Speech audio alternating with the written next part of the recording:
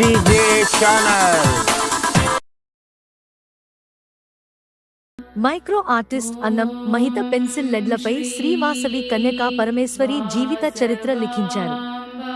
ఆర్యవేశుల కులదేవత శ్రీవాసవి కన్యకా పరమేశ్వరి జయంతి సందర్భంగా ఈ సూక్ష్మ కళాఖండాన్ని రూపొందించారు.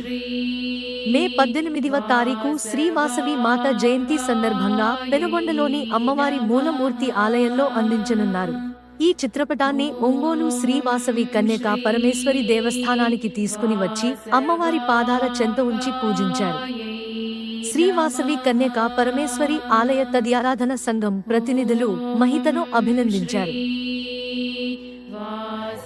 జై వాసవి, జై జై వాసవి. చీరాల స్వర్ణ గ్రామానికి చెందిన అన్నం మహిత నరసింహారావు మరియు భ్రమరాంబ గారి దంపతుల కుమార్తె.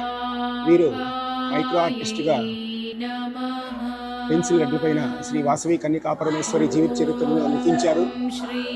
లిఖించిన ఈ చిత్రముని అమ్మవారి పాదాల చెంత నుంచి వారి ఆశీస్సులు కోరారు. ఈరోజు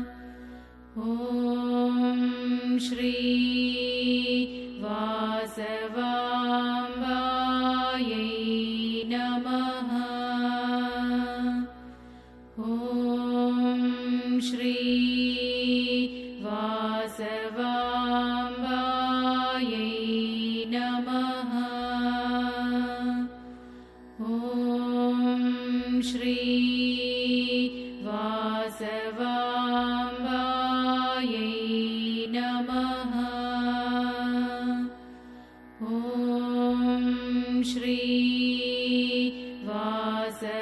वासवाम्बायै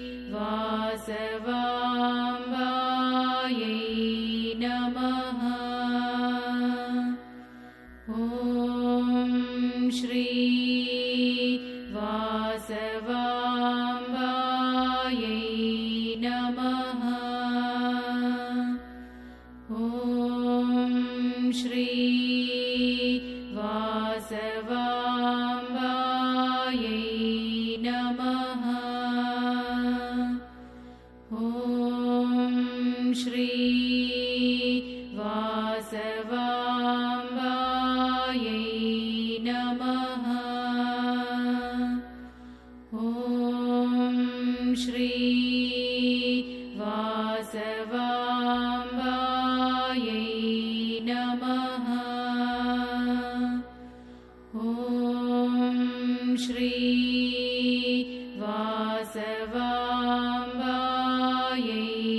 नमः।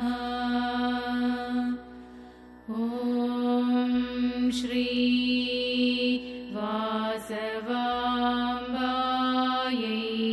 नमः।